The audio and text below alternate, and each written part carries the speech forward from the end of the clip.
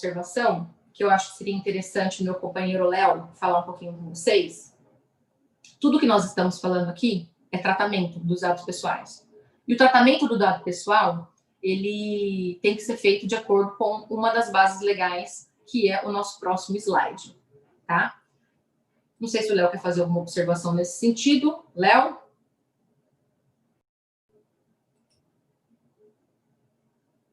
Tá por aí?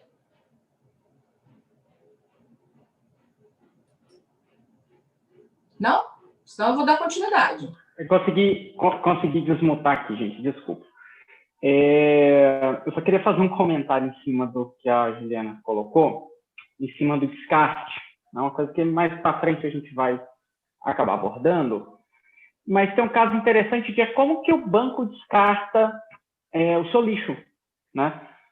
Aquela cestinha que você tem perto do caixa eletrônico, aquela lixeirinha que tem ali do lado dos caixas, o lixo do gerente, ele não é descartado.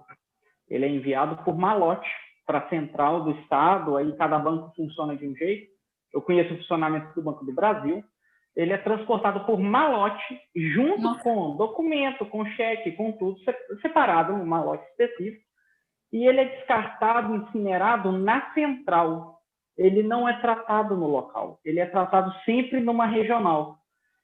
No caso de onde eu vim, Belo Horizonte, a gente tratava de todo o estado. Então, sim, todo o lixo das agências era transportado até Belo Horizonte. Inclusive, o lixo é transportado por meio aéreo, né? Nas cidades muito do interior, que o banco faz minuta de contrato, cheque e a compensação por meio aéreo, sim, o lixo vai passear de avião.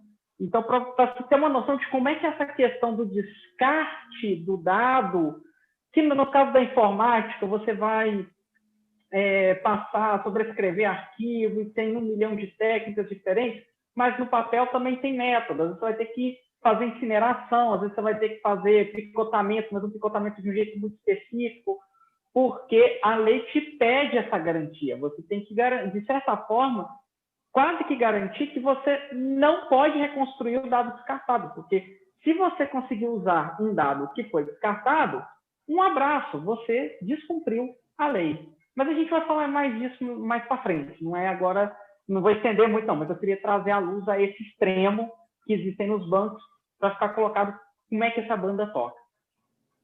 Eu vou aproveitar um gancho na sua fala, Léo, para voltar um pouquinho no que eu falei sobre dados pessoais. Eu não fiz a diferenciação entre dado pessoal e dado pessoal sensível.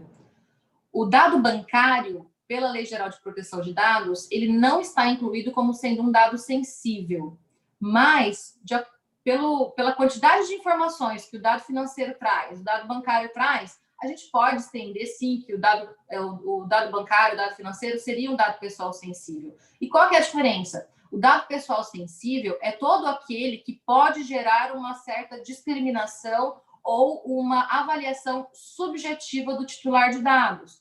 Por exemplo, a gente está falando de análise de crédito. A análise de crédito ela é muito controvertida, porque se você está pleiteando um empréstimo, a análise de crédito é do seu interesse. Então, nesse caso, não. Mas para quem você faz transferência, de quem você recebe dinheiro, aquilo que o Léo falou, aqueles comprovantezinhos que saem, eles têm que ser muito bem eliminados, entendeu? Tem muita informação ali. E são dados pessoais sensíveis. E a responsabilidade da empresa, na hora de fazer tanto a coleta, processamento e eliminação desse dado, é muito maior. Porque se acontece algum tipo de vazamento, algum tipo de violação de segurança, os danos são muito maiores. Você entendeu? Então, isso tem que ser muito avaliado na hora de você fazer alguma atividade, que tipo de dado você está tratando. Se for dado sensível, tome muito mais cuidado. Tem que ser muito mais precavido, porque os danos podem ser muito maiores. Entendeu? Bom, vamos dar então continuidade. Próximo slide. O próximo slide já está na tela.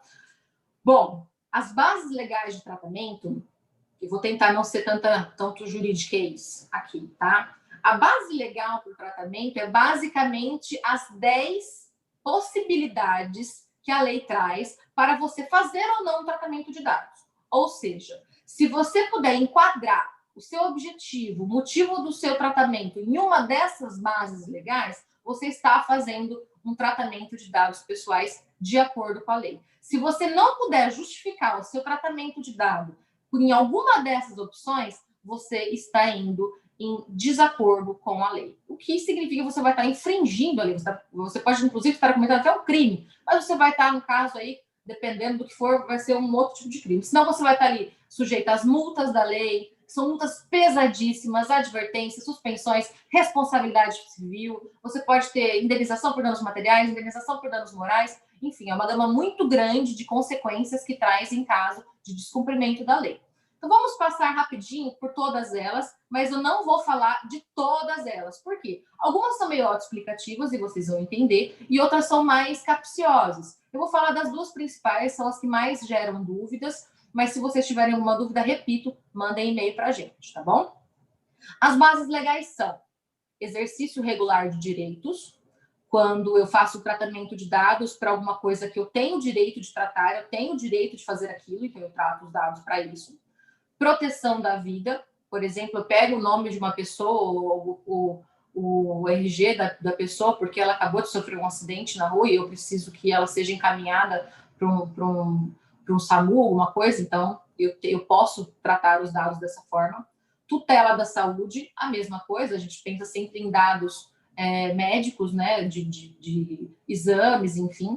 Interesses legítimos, essa é uma das capciosas, eu vou falar melhor, só vou deixar aqui aberto para vocês entenderem que quando a gente fala em interesse legítimo, a gente não está falando do interesse legítimo do titular de dados, a gente está falando do interesse legítimo do operador, que é quem vai fazer o tratamento de dados, tá bom? Proteção do crédito, como eu disse bem agora há pouco, por exemplo, você vai fazer um contrato de financiamento e para ter o seu contrato, o seu crédito aprovado, eles vão ter que fazer uma análise de crédito e vão ter que olhar toda a sua vida financeira, por exemplo, se você tem protesto, se você estava devendo, enfim, negativado. Consentimento do titular, eu dei esse exemplo no caso da farmácia, quando você chega na farmácia, eles falam assim, olha, você não quer fazer um cadastro para ganhar desconto? Isso é consentimento, você espontaneamente, livremente falou, sim, eu quero, e você foi lá e passou seus dados. Mas tem algumas peculiaridades no consentimento, eu vou falar melhor dela já já. Cumprimento de obrigação legal, por exemplo, você é contador, você tem a obrigação de fazer certos tratamentos de dados, a lei pede que você faça isso, entendeu? Então, eu não preciso de autorização para fazer isso, porque a lei manda eu fazer, se eu não fizer, eu vou estar cometendo um crime, ou vou estar cometendo um ato ilícito. Execução de políticas públicas, quando a gente fala, por exemplo, de tudo que o governo faz a nosso favor, seja em SUS, seja em programas habitacionais, seja Bolsa Família, seja escolas públicas, execuções de políticas públicas em todos esses sentidos, tá bom? Estudos por órgão de pesquisa, o IBGE, por exemplo, eu acho que é o exemplo mais clássico, o IBGE pede as suas informações para poder fazer as estatísticas. E execução do contrato, que é quando você você e uma outra pessoa assinam um contrato, vocês mutuamente passam dados pessoais de uma para outra, esperando que esse contrato seja executado. Um contrato de prestação de serviço, por exemplo, eu sou advogada, você vem até meu escritório, você me procura, você me passa seus dados para formalizar esse instrumento, e aí, esperando que esse instrumento seja realmente realizado, você confirma e passa seus dados, e aí a gente faz todo o trabalho que tem que fazer. Então, a execução de contrato seria mais ou menos isso, tá bom? Eu vou falar mais detidamente sobre essas duas que eu falei para vocês. Então, eu vou passar para o próximo slide. Nesse slide, a gente consegue ver as bases legais, quais são elas e qual é a referência delas no texto da lei. Por exemplo, mediante consentimento titular, a gente está falando do consentimento. Vai estar lá no artigo 7º, inciso 1. Quem tiver com a lei aberta, como eu falei, se quiser, né, abrir a lei para poder acompanhar, vai estar lá. O consentimento, como eu dei o exemplo da farmácia, ele é a manifestação livre, informada e inequívoca para uma finalidade determinada. É para ganhar desconto? É para ganhar desconto. Não é para ficar me mandando mensagem de propaganda. Entenderam?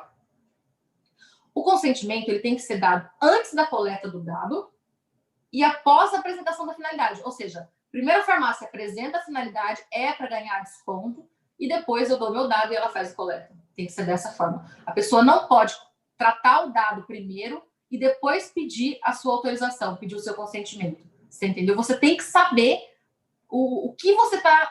Para que você está dando o seu dado? Você tem que saber qual é a finalidade do uso do seu dado. Isso é muito importante. E isso tem muito a ver com o princípio da autodeterminação informativa, que acho que é um dos principais princípios trazidos para a LGPD, que é que o titular de dados ele é o dono do seu dado. Eu sou o dono dos meus dados, eu faço com ele o que eu quiser, então eu tenho que saber a finalidade daquilo que eu estou dando com o meu dado pessoal. Não vou sair dando meu dado pessoal assim à torta direito.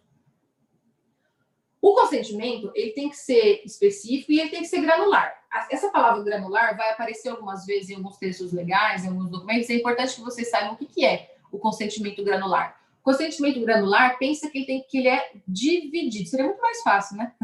Fala que ele é dividido. O que significa? Um exemplo muito legal de consentimento granular são os cookies. Vocês, o pessoal da segurança de informação, o pessoal do TI, os cookies, famosos cookies de sessão, cookies que você tem lá um monte de quadradinho, opt-in, opt-out. Você tem várias opções. Eu vou dar os meus dados pessoais para marketing, para execução do contrato, entendeu? Eu posso marcar cada uma delas. Eu quero que meu dado pessoal seja usado para isso, mas para isso não quero receber marketing, entendeu? Você tem que ter a opção de dar consentimento para coisas diferentes. E tem que ser separado, não pode ser junto e não pode estar pré-selecionado. Sabe aquele quadradinho do opt-in, do opt-out? Não pode estar pré-selecionado, tá bom? O titular de dados ele tem que realmente ser poderoso, ele tem que saber o que vai acontecer com o dado dele. Aí nós temos, número 2, esse é o consentimento. Vocês perceberam quantas particularidades tem sobre ele? É complicado, mas assim, conforme o tempo for passando e vocês vão entendendo melhor esses conceitos, vai ficar muito mais fácil, eu prometo, tá bom? 2, para o cumprimento de obrigação legal regulatória, tá no artigo 7º, inciso 2, execução de políticas públicas, inciso 3, realização de estudos e pesquisas, inciso 4, já falei para vocês sobre todas elas, tá bom? Próximo slide.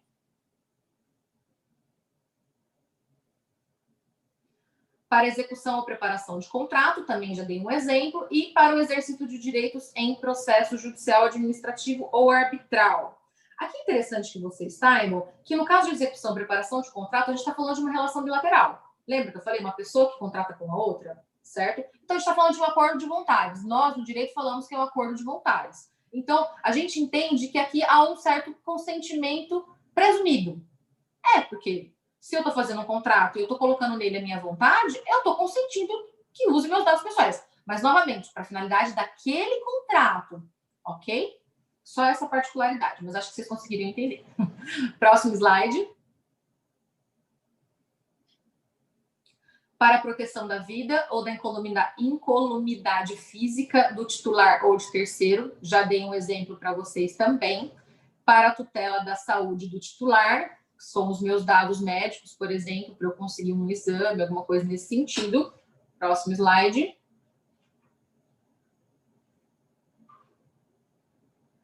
Para atender interesses legítimos do controlador ou de terceiro e para a proteção do crédito. Bom, eu já expliquei a proteção do crédito, eu acho que fica bem fácil de entender. Vou falar agora do legítimo interesse do controlador ou do terceiro. Se vocês se lembrarem um pouquinho do começo da nossa explanação de hoje, vocês vão lembrar que eu falei do artigo 37, que fala do registro de operações de tratamento. E ele tinha uma ressalva que a gente tem que fazer e manter o registro das operações de tratamento, especialmente em caso da base legal de legítimo interesse. Essa base legal ela é tão intrigante, ela é tão fácil de você desvirtuar essa base legal. Tudo que diz respeito ao legítimo interesse tem que ser documentado da maneira correta, cercado de toda a segurança do mundo. Por quê? Porque pode ter muita fraude, pode acontecer. Então, eu vou explicar melhor e vocês vão entender por que ela é tão complicada assim. Mas, só lembrando, o legítimo interesse, como eu bem disse, é o legítimo interesse do controlador. Aí você vai falar assim para mim, poxa, Juliana, então você pode tratar o meu dado pessoal de acordo com o seu legítimo interesse? Mas se você acabou de falar que eu tenho poder sobre os meus dados, eu tenho a autodeterminação informativa, eu sou dono dos meus dados, como assim que você pode tratar os meus dados no seu interesse? A legislação permite isso. E é por isso que você tem que comprovar muito bem o que é o seu legítimo interesse, porque a legislação não traz essa distinção. A legislação ela não conceitua de maneira clara o que é o legítimo interesse, ela deixa em aberto. E é por isso que é tão importante documentar tudo. Porque se você não conseguir comprovar que o legítimo interesse está de acordo com a lei, você vai estar contra a lei. Quando a gente fala em legítimo interesse do controlador, a gente não pode falar que a pessoa está fazendo alguma coisa para ela que vai ferir a outra. Então, é o meu legítimo interesse, mas eu não posso ferir um interesse seu. Vou dar um exemplo que vai facilitar. É um exemplo clássico, dou sempre ele. Por exemplo, eu trabalho em uma empresa e essa empresa tem câmeras de segurança em todo lugar. Não tem no banheiro, a legislação trabalhista não permite, aquelas coisas todas, mas tem muita câmera. A imagem é um dado pessoal. Aí você fala, eu preciso da autorização para o meu empregador, para ele filmar eu trabalhando, ou para ele acessar o meu e-mail, as coisas que eu mando por e-mail, eu tenho que dar a ele autorização para isso? Eu te respondo, não. O seu empregador, no legítimo interesse dele e seu também, de resguardar os seus próprios direitos, direito à segurança, direito de que você não vai ser enganado, de que você pode ter prova daquilo que você está fazendo, ele pode, então, filmar você, ele pode rastrear o seu computador, o seu e-mail, pode acessar o seu e-mail? Ele pode acessar o seu e-mail, porque ele está fazendo isso no legítimo interesse dele, mas isso não fere o seu interesse, pelo contrário, isso também te resguarda, isso também é importante para você. Então, por isso que é muito complicado. Pode parecer que não, pode parecer que vai ser que é uma afronta, mas na verdade não é. E é por isso que é uma base jurídica, né, uma base legal tão controversa, que tem que ser muito bem documentada. Tem que ser muito bem documentada. E como que ela é documentada? Através do registro de operações, dentre outras coisas. Ok? Ficou claro? Se não ficou claro, gente, mandem perguntas, a gente responde tudo assim que der. Se não der, a gente responde por e-mail. Tá bom? Próximo